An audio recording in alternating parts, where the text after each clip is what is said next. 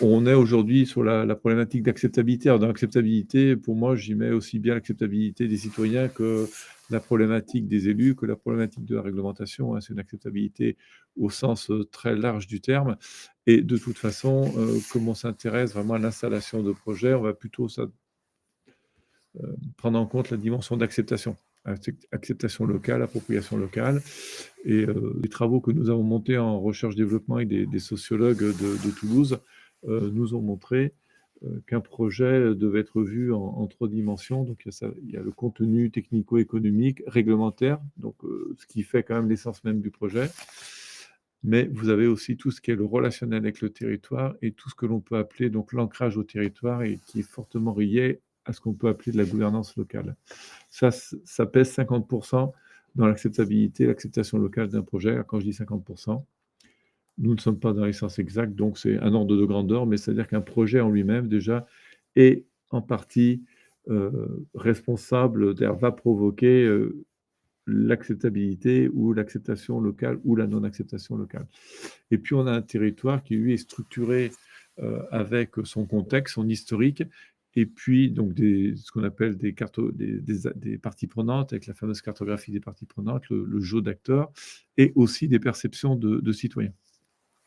On ne va pas pouvoir changer les gens, en revanche, on peut faire évoluer leur perception, et l'idée, c'est de faire différemment que de la pédagogie simple, c'est-à-dire on vient expliquer et tout va bien se passer. Malheureusement, on s'aperçoit que ça fonctionne de moins en moins bien. Donc les contraintes de l'agrivoltaïsme, bon, je pense que je vais pour certains et certaines enfoncer des portes ouvertes, mais c'est bien de se les rappeler. Donc dans un premier temps, la loi d'accélération des énergies renouvelables a donné une définition de l'agrivoltaïsme, hein. Donc il faut que ça puisse contribuer durablement à l'installation, au maintien ou au développement d'une production agricole. Donc il faut vraiment qu'il y ait ce qu'on appelle la coactivité. Ça veut dire qu'on ne peut pas remplacer du foncier agricole par de la production d'énergie renouvelable simplement, ou faire de la fausse production agricole, hein. Donc c'est quelque chose qui a souvent été reproché. Donc maintenant, ce n'est plus possible. Ce sont des technologies récentes, c'est-à-dire qu'on manque un peu de références. Les constructeurs, les développeurs manquent de références. Donc ça aussi, c'est quelque chose qui est une contrainte par rapport à l'agrivoltaïsme. On est sur une instruction multiple avec donc, la CDPNAF qui va donner des avis conformes dans la nouvelle loi. Donc, c'est-à-dire qu'ils vont pouvoir s'opposer à un projet. Donc, c'est une commission départementale qui rassemble l'ensemble des acteurs et des parties prenantes, et les positions aussi des directions départementales des territoires qui, elles aussi, ont leur mot à dire. Et bien évidemment, tous ces organismes vont se référer au préfet. Donc, on a dans l'instruction, dans la réglementation, quelque chose qui s'est renforcé, qu'on peut dire qui s'est durci, mais qui, en fin de compte, définit une base assez solide qui permet de dire aux élus et aux citoyens que tout n'est pas fait n'importe comment, qu'il y a vraiment des réglementations à suivre. Alors, on peut le vivre comme un frein, mais on peut le vivre aussi comme quelque chose qui vous permet de mettre en avant le fait que c'est des choses sérieuses qui sont faites et c'est pas n'importe quoi. Alors, bien évidemment, ça demande un peu plus de travail. Les élus, donc nouvelle contrainte avec les zones d'accélération, puisque les élus vont définir ces zones d'accélération, nouvelles responsabilités, notamment à l'échelle des communes, c'est-à-dire qu'on a des maires en zone rurale qui sont très, très proches de leurs administrés, donc influence très forte, et qui peuvent se retrouver vite en difficulté pour savoir qui aura accès à son foncier pour toucher des revenus, hein, voilà, parce qu'en fin de compte, c'est comme ça que ça va être vécu. Donc, on rentre un peu dans une zone nouvelle de perturbation, mais qu'on peut aussi utiliser comme un levier. Le monde agricole, donc diversité des organisations, vous avez les chambres, vous avez des coopératives, des associations syndicales d'autorisation, par exemple pour l'irrigation, des syndicats, donc des acteurs, des acteurs multiples. Morgane, non, je n'ai pas d'informations concernant le maintien de la PAC, mais ce que j'ai en travaillant avec différents développeurs, c'est qu'il n'y a pas incompatibilité entre le maintien des, des subventions de la PAC et la mise en place d'activités agrivoltaïques si l'activité agricole continue. Bien évidemment, si c'est pour arrêter l'activité agricole, ben là, on rentre dans autre chose, on n'est plus dans la politique agricole commune. Donc il y a bien une volonté, en tous les cas, maintenant, qui a été cadrée par la loi, de maintenir les activités agricoles. Donc, il n'y a pas, pour l'instant, je n'ai pas entendu de contre-indication sur le fait que la PAC ne serait pas maintenue. Concernant les contraintes, je reviens aux contraintes de l'agrivoltaïsme. Donc, il y a aussi, bien évidemment, les citoyens, mais l'acceptabilité n'est pas à réduire aux citoyens. Donc, il y a bien aussi la dimension du projet, il y a bien tout le côté réglementaire, l'instruction, il y a bien les élus, le monde agricole, et on a aussi les citoyens. Et on aura donc les deux grandes tendances d'opposition que sont la NIMBY, hein, pas dans mon jardin, pas à côté de chez moi, pas de changement de mon cadre de vie, et puis le modèle agricole qui est questionné, c'est-à-dire justement s'il y a détérioration de l'activité agricole, est-ce qu'on n'est pas en train de remettre en question la capacité de production alimentaire? Est-ce qu'on n'est pas en train de faire une compétition entre le foncier pour l'énergie et le foncier pour l'alimentation? Donc ça aussi, c'est une question qui est de plus en plus posée et on ne peut pas répondre simplement en faisant référence à la loi. Donc, dans ce que j'ai vu de vos priorités, il y a bien donc quelque chose qui est du flou, hein, qui s'est créé avec notamment la loi dite d'accélération des énergies renouvelables. Donc, c'est un peu surprenant parce qu'on fait une loi, mais ça crée un flou, bien évidemment. Alors, ce que je dirais, c'est que de toute façon, tous les projets qui ont une dimension territoriale, la réglementation ne peut pas être considérée comme suffisante. Elle est nécessaire, absolument nécessaire, pour montrer aux élus, aux citoyens que les développeurs ne font pas n'importe quoi, que les gens qui sont là-dedans ne vont pas faire ça en dépit du bon sens, que ça va être cadré. Donc c'est vraiment un point d'appui. Alors c'est contraignant, bien évidemment, parce il faut correspondre aux contraintes, mais c'est un vrai point d'appui. Ça donne du sérieux à la démarche. Et en revanche, il faut aller plus loin. La légitimité d'un projet territorial ne peut pas se satisfaire du respect de la réglementation. Je le répète, la réglementation est suffisante, mais est nécessaire, pardon, mais pas suffisante. Il faut aller plus loin. Donc maintenant, je vais vous inviter à voir comment on va plus loin que la réglementation. Donc l'idée, c'est de ne pas tout bousculer, hein, notamment pour les développeurs qui sont présents sur ce webinaire. Ce n'est pas de tout transformer dans votre façon de conduire vos projets, mais c'est vraiment de dire comment on peut, en modifiant pas grand-chose dans la conduite du projet, comment on peut transformer un projet qui est labyrinthique, hein, c'est-à-dire on a tellement d'acteurs à aller voir qu'on ne sait plus par où commencer, à un projet qui va devenir convergent, une convergence territoriale autour de votre projet. Ça, c'est un peu l'objectif de mon webinaire pour vous donner quelques informations, quelques éléments par rapport à cette dynamique, à changer un peu de paradigme, de transformer un projet qui doit attraper à toutes les portes à un projet qui va attirer vers lui les volontés du territoire. Oui, qu'il y ait beaucoup de chambres d'agriculture qui sont en attente du décret, pas de souci, mais ça n'empêche pas de commencer à travailler, avec le territoire sur de bonnes bases. Les choses peuvent être faites en parallèle.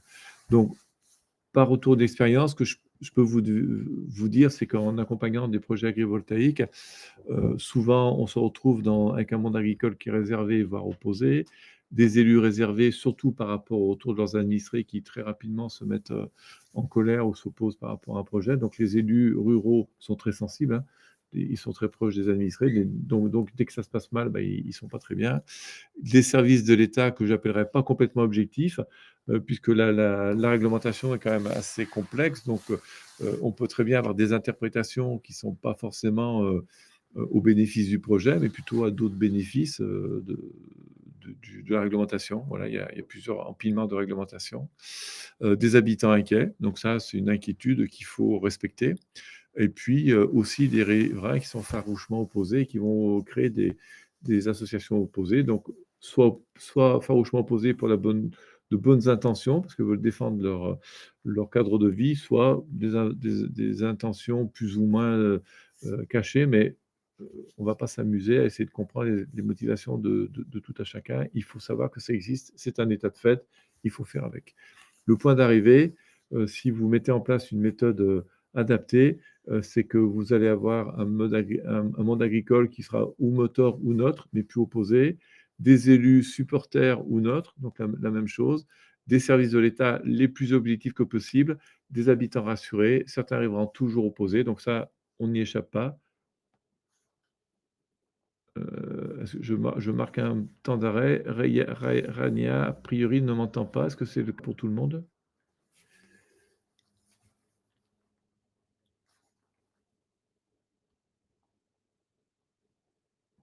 Non. Bon, bah, peut-être que Rania, c'est plutôt, de l'autre côté, voilà. Donc, des riverains qui sont toujours opposés ou même des gens d'associations, hein. Malheureusement, ça, c'est un état de fait. Il y a ceux qu'on appelle les irréductibles opposants et ceux-là, ils seront toujours opposants et on ne peut rien faire. De temps en temps, on a des opposants qui disent merci à la fin, mais c'est très rare, hein, ça m'est arrivé. C'est très rare, mais ça arrive. Mais ça ne sert à rien de se focaliser sur ces personnes. En revanche, il faut les respecter, il faut respecter leur positionnement et il faut viser le monde agricole, les élus, les services de l'État et les riverains qui sont les 80% ou les habitants 80% qui attendent. Donc en fin de compte, une démarche euh, efficace pour que votre projet soit bien accueilli, c'est une démarche dans laquelle vous allez aider ceux qui peuvent vous aider. Voilà. Il faut partir du principe que vous allez aider ceux qui peuvent vous aider et qui veulent bien vous aider. Donc, je le répète, le monde agricole, les élus, les services de l'État, les habitants et certains riverains. Et certaines personnes seront opposées du début jusqu'à la fin. Mais ce n'est pas un problème, sauf si ces personnes sont capables de rallier tout le territoire contre votre projet. Voilà, c'est un peu l'enjeu, il est là. C'est qui va gagner la perception positive. Est-ce que c'est les opposants ou est-ce que c'est vous qui avez gagné la perception positive? Alors, pour faire ça, alors déjà aussi, au passage, si vous travaillez avec la bonne méthode, vous pouvez gagner de 6 à 12 mois, hein, de développement du projet, même plus, pour certains projets, notamment les gros projets, style éolien, on peut gagner facilement, 1 an et demi de développement. Donc je vais vous donner maintenant, 3 étapes, hein, 3 ingrédients pour, réussir votre arrivée sur un territoire. Et pour les personnes qui sont plutôt dans des projets dits à long terme, là, qui vont développer, bah, vous êtes au bon moment parce que vous pouvez faire tout de suite des choses, d'ores et déjà des éléments qui vont vous aider et qui vont vous permettre d'accélérer le développement de votre projet.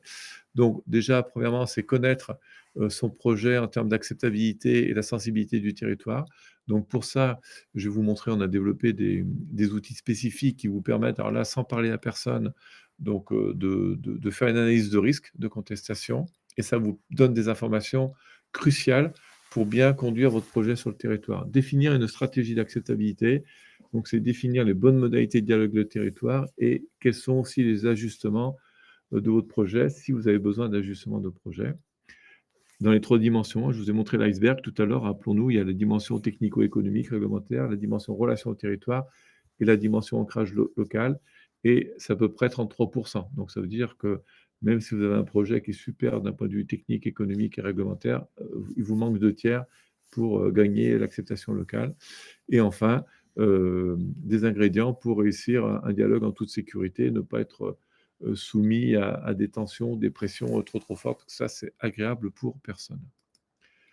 La première étape, donc, c'est connaître son projet en termes d'acceptabilité. Donc, nous avons fait des efforts de notre côté pour vous faciliter la vie aux développeurs, de développer des outils faciles à mettre en œuvre, que vous pouvez, tout de suite utiliser, hein. J'ai mis l'adresse, internet acceptable, https start-acceptablevenir.eu. C'est un outil qui vous permet de connaître le potentiel d'acceptabilité de votre projet, même s'il n'est pas très bien défini encore.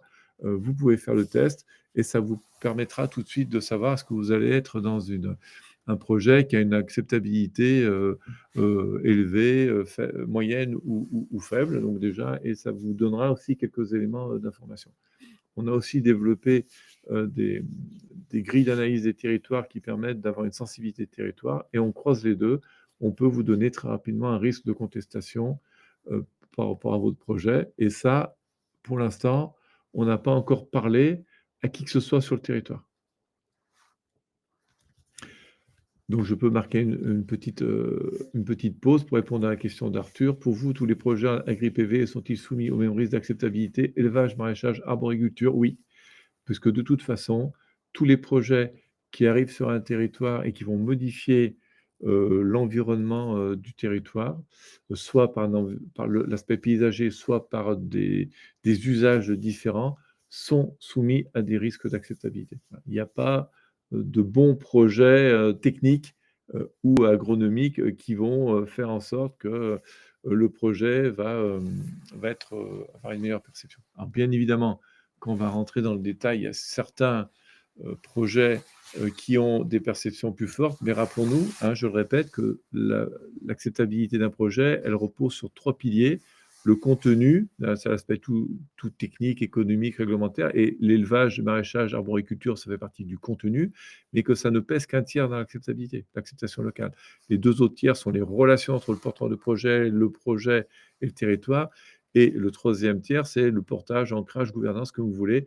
C'est-à-dire comment le projet va trouver une assise, locale, et ça, le contenu n'est pas toujours responsable, complètement relié à ces 2 autres dimensions. Bien évidemment, les 3 dimensions interagissent, mais il n'y a pas forcément de relation de cause à effet, facilement. Donc, ne partez pas du principe que si vous faites quelque chose, un type de pratique agricole, il y aura plus d'acceptabilité. Non, il faut partir du principe qu'on ne sait pas à l'avance comment les choses vont se passer. Le sens de ma question porte aussi sur les surfaces concernées, alors que pour le maraîchage, on est sur des surfaces plus réduites. Alors, bien évidemment, la question de la surface, concernée, joue un rôle. Donc là, vous avez raison, c'est dans ce cas-là. Mais, nous, on accompagne des projets où, les surfaces, concernées, sont relativement, réduites, et sur les parcelles, après il y a des systèmes de grappes, mais chaque parcelle et ne fait pas plusieurs dizaines d'hectares, mais 1 ou 2 hectares, et on a quand même un problème d'acceptabilité, locale. Voilà. Donc, il n'y a pas forcément de projet, il n'y a pas forcément une typologie de projet plus ou moins bien accepté. Il y a des projets qui arrivent sur un territoire, qui changent les usages, qui viennent, mettre en résonance la problématique de transition, que certains doivent avoir la responsabilité de faciliter la transition écologique. Donc pourquoi moi et pas les autres? Il y a ça qui se cache derrière. Donc en fin de compte, quel que soit le projet que vous avez, vous venez, poser des questions aux personnes qui n'ont pas forcément envie de se poser des questions. Voilà, et puis vous leur dites: «C'est chez vous qu'on vient faire, les choses, parce qu'il faut bouger, et c'est vous qui allez en porter les conséquences», et ça, tout le monde n'est pas forcément prêt à entendre ce discours. Donc quel que soit le projet que vous portez, il y a un risque. Alors bien évidemment, la taille peut jouer, le type de culture qui est dessous peut jouer. Il y a plein de choses qui peuvent jouer, mais il n'y a pas de règle absolue entre la taille, le type de culture et le fait que le projet va être bien ou mal accepté. La stratégie d'acceptabilité, c'est quoi? La stratégie d'acceptabilité, c'est déjà de dire: «S'il faut que je parle avec le territoire, c'est comment je dois parler au territoire», et le comment je dois parler au territoire, ça va dépendre du couple projet, territoire. Donc c'est-à-dire, il y a sensibilité du territoire et votre projet, le type de projet, alors bien sûr technique, mais aussi dans la relation que vous imaginez avec le territoire, l'ancrage que vous imaginez avec le territoire, les descriptions que vous en faites à travers notre algorithme. Nous, on est capable de vous dire: «Vous avez un projet qui va être plus ou moins bien, qui aura des perceptions plus ou moins, probables». Pas forcément plus ou moins bien acceptées, mais qui aura une probabilité de perception plus négative ou positive. Donc on croise, c'est le contexte d'acceptabilité, donc votre projet, la sensibilité du territoire, la ligne de temps juridique, c'est-à-dire votre contrainte de calendrier. On croise les 2 et on peut vous dire: vous allez plutôt partir sur de l'information, vous partirez plutôt sur de la consultation, du dialogue ou de la concertation. Et bien évidemment, les engagements, ne sont pas forcément les mêmes, et vous voyez que plus le contexte d'acceptabilité est défavorable, plus il faut aller sur, des modalités de dialogue qui sont plus engageantes, comme la concertation, voire la co-construction. Il faut aussi que vous soyez en capacité d'identifier très, très rapidement quels sont les éléments de votre projet, qui vont permettre, d'améliorer les perceptions. Alors l'algorithme START, hein, dont je vous parlais tout à l'heure, bien évidemment, vous donne une image de votre acceptabilité potentielle, mais en même temps, il vous identifie ce qui, pour vous, doit être amélioré. C'est-à-dire que là, si on s'aperçoit, donc les 6 composantes de l'acceptabilité, la pertinence, l'équité, la crédibilité, l'ancrage, l'ouverture et la responsabilité, vous voyez que ce projet avait un niveau en termes de responsabilité faible, donc de ce côté-là, pas forcément une bonne acceptabilité, mais c'est pour lui un levier d'action, puisque si vous partez de loin, bah, vous pouvez améliorer cette dimension et gagner en acceptabilité. C'est-à-dire qu'en fin de compte, le test d'acceptabilité vous donne aussi votre feuille de route pour la suite, pour avoir moins de problèmes entre votre projet et le territoire qui est visé. En termes de dialogue, alors là, je vous ai pris le dialogue, rappelons-nous, hein, je reviens un peu en arrière, excusez-moi, le dialogue où le contexte d'acceptabilité est très défavorable, on de la concertation, de la co-construction, on a un engagement fort, mais là, pas de panique. On construit des choses qui sont très sécures, c'est-à-dire qu'on sait exactement ce qu'il faut faire, à quel moment il faut le faire, pour partir d'un point de départ où il y aura beaucoup d'émotions, de contestations, et arriver à des restitutions où les choses sont bien posées, les choses ont été dites. L'animosité de certains est toujours présente, mais globalement, elle a été diminuée et on peut arriver à des restitutions relativement calmes. Vous remarquerez que le mode réunion publique, qui est plutôt la restitution, nous, on le réserve uniquement à la fin. On ne fait plus jamais de réunion publique dès le départ. Trop de risques. On ne sait pas ce qui se passe sur le territoire, malgré le diagnostic. On a des idées, mais on ne sait pas vraiment ce qui se passe. On fait plutôt ce qu'on appelle des expositions, information et dialogue. On informe tout le monde qu'il se passe quelque chose. On donne de l'information, mais pas en mode push, en mode venez prendre connaissance. On discute avec vous, des petits groupes informels. On met à disposition un cahier de doléances qu'on envoie dans les mairies de partout. On fait des ateliers thématiques si nécessaire entre les deux, paysage, photomontage, agrivoltaïsme, agronomie, mesures de compensatoire, mesures d'accompagnement, et on fait une restitution. Et ça fonctionne vraiment très, très bien. On est parti sur des projets où il y avait beaucoup d'animosité et on a fini sur des réunions publiques, comme c'est le cas en bas à droite, où le maire a été applaudi alors qu'il y avait toujours des opposants à son projet. Donc voilà des clés pour réussir. Vous êtes à l'amont de vos projets. Vous avez toutes les chances que ça passe bien. Ça se passe bien si vous suivez ce genre de mécanisme, hein. Donc, je le répète, n'hésitez pas. Si vous voulez aller plus loin, vous prenez rendez-vous. On discute 30 minutes de votre projet. Vous pouvez faire le start. Le start, il est gratuit pour les personnes qui sont inscrites au webinar. Donc, vous faites le test et pendant les 30 minutes, on analyse les résultats du test START et ça vous permettra donc déjà de partir avec de bonnes bases pour votre feuille de route pour les semaines, voire les jours, les semaines, les mois à venir. Bon, voilà ce que je voulais vous communiquer. Si vous avez encore quelques questions, on a encore un peu de temps, n'hésitez pas.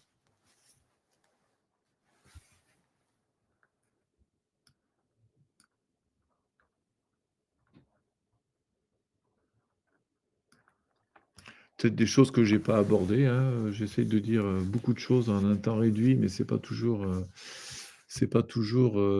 évident.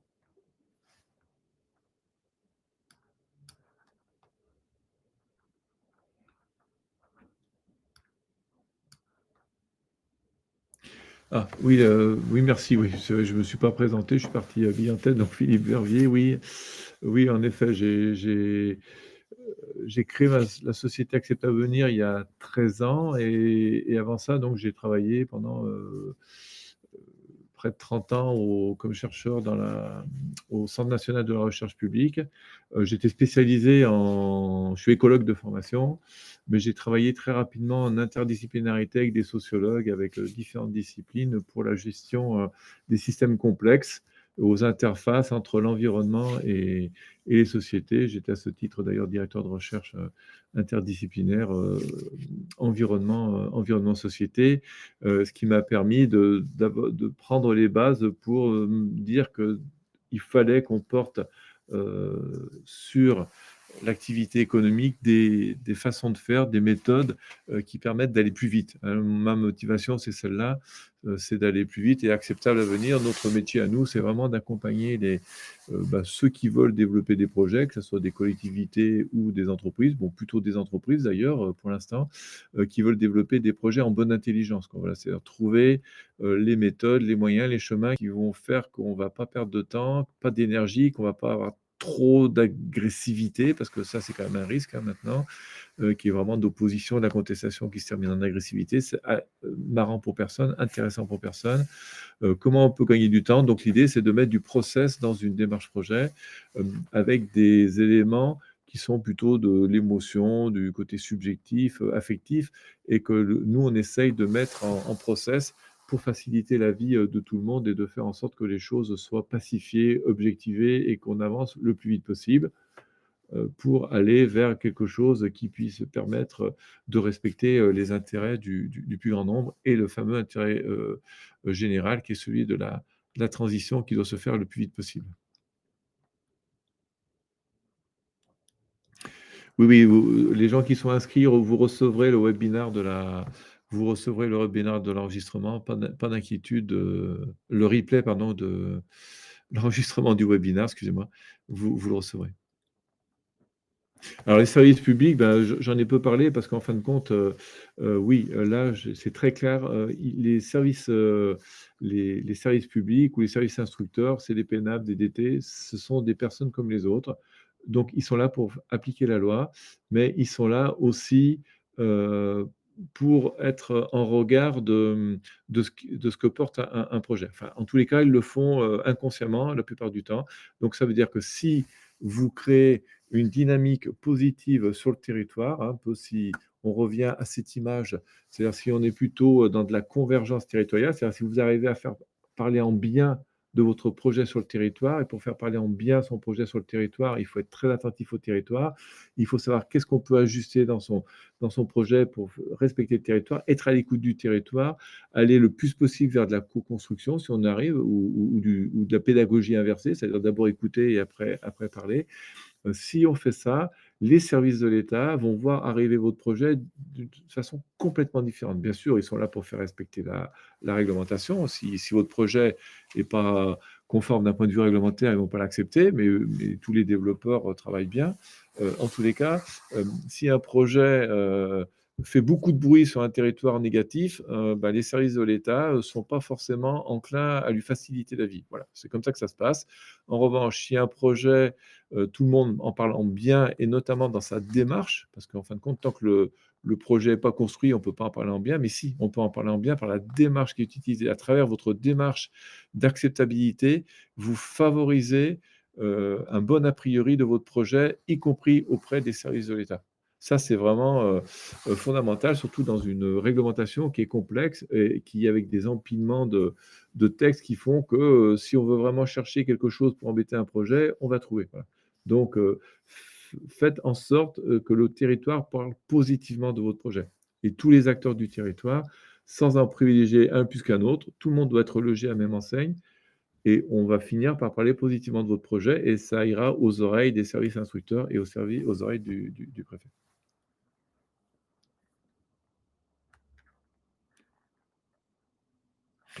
Oui, alors, oui, ce qui est dans acceptable à venir, donc nos 3 secteurs d'activité, merci, je suis pas allé jusqu'au bout. Nos 3 secteurs d'activité, ce sont les énergies renouvelables, hein, vous l'aurez compris, donc le photovoltaïsme, l'agrivoltaïsme, la méthanisation, l'hydrogène, pour l'instant on n'a pas trop de demandes, mais ça risque d'arriver, l'hydroélectricité, les lignes à haute tension, enfin tout ce qui est, énergie, voilà, les chaudières biomasse, enfin tout ce qui est, relatif à la transition énergétique ou à l'énergie. Les services à l'environnement, donc tout ce qui est déchetterie, tout ce qui est, ce qu'on appelle aussi la réutilisation des eaux usées maintenant, c'est quelque chose qui est très demandé, hein. C'est comment on peut réutiliser de l'eau, qui sort de stations d'épuration pour, par exemple, faire de l'irrigation au monde agricole. Donc on accompagne aussi, des projets là-dessus parce qu'il y a aussi beaucoup d'émotions. Et le secteur d'activité, le 3e secteur d'activité, c'est tout ce qui est donc, projet, d'installation dans un territoire ou et notamment extraction des matériaux. Donc ça, on a accompagné, pas mal de carrières avec beaucoup de succès d'ailleurs, hein. Toutes les carrières qu'on a accompagnées, ça s'est très bien terminé, soit pour de l'ouverture de sablières, soit pour des demandes d'extension. Ça s'est très bien terminé et on a réussi vraiment à créer dans des contextes très, très, très tendus, une zone de dialogue vraiment objectivée, où une fois qu'on est parti, bah, les choses se sont construites vraiment très tranquillement entre le carrier, le territoire, les élus, les services de l'État, tout s'est bien, tout s'est bien passé.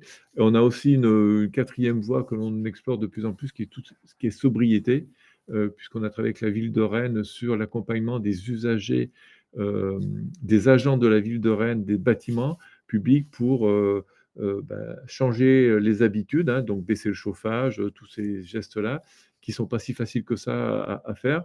Donc on a joué le rôle d'assistance à maîtrise d'usage, et on s'est aperçu que c'est vraiment un levier, très, très fort, hein, parce que l'isolation va pas aussi vite qu'on voudrait. Il y a certains endroits où on ne peut pas faire d'isolation quand il y a des bâtiments, classés aux monuments historiques, et il faut aider, accompagner les agents et on a trouvé des leviers, très, très forts dans ce domaine-là, qui permettent de répartir la charge d'engagement et de responsabilité.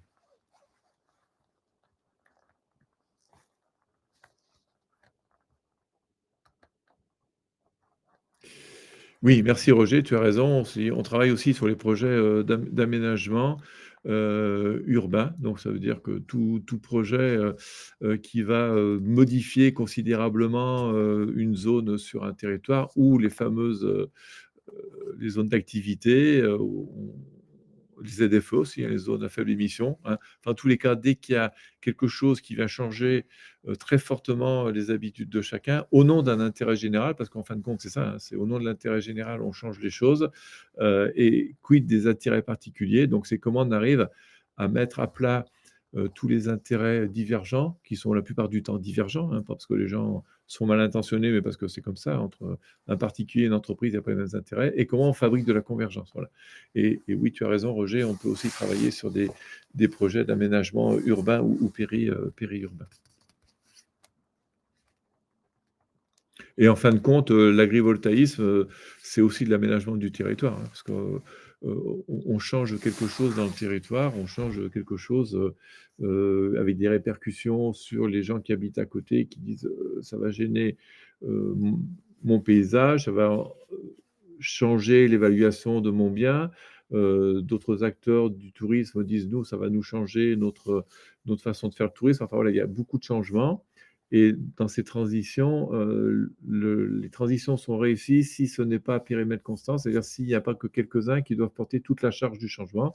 Donc ça veut dire que tout le monde doit bouger en même temps. Ceux qui vont accueillir des zones de production, d'énergie des unités de production d'énergie renouvelable doivent bouger, ceux qui vont être à côté doivent aussi bouger, les élus doivent bouger, les services de l'État doivent bouger, tout le monde doit bouger un petit peu. Voilà. Donc l'idée, c'est c'est la stratégie des petits pas tous ensemble, mais il faut que ça soit coordonné et j'allais dire à la charge de quelqu'un. Et ça, en revanche, les développeurs sont ceux qui portent pour l'instant le plus possible, enfin le plus possible parce que c'est leur intérêt, la charge de cette mise en mouvement à pluriel.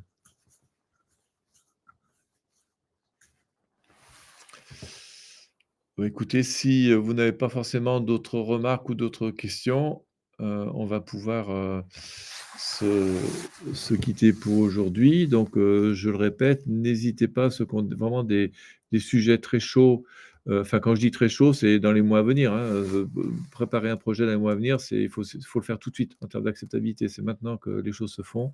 Donc vous pouvez prendre rendez-vous, vous pouvez faire le test Start, hein, je vous remontre à l'écran, si vous le souhaitez, l'adresse web, comme ça vous pourrez le faire tout de suite sans attendre le retour du webinar. Donc, vous avez l'adresse internet, vous cliquez, vous faites votre test Start, vous prenez rendez-vous, on débrief, on a le test Start sous les yeux et ça me permet, moi, de mieux comprendre de quoi il s'agit et vous pouvez le faire même si vous avez, une vague idée, du territoire sur lequel vous voulez aller. Je sais que les projets, en revanche, ils sont un peu mieux définis dans vos têtes, c'est ce que de dire. Donc nous, c'est une lecture de la façon dont vous imaginez un projet, de la façon dont vous allez le réaliser. Donc vous pouvez le faire très en amont et ça vous permettra de prendre les bons chemins, tout de suite. Bon, bah, écoutez, merci à toutes et à tous.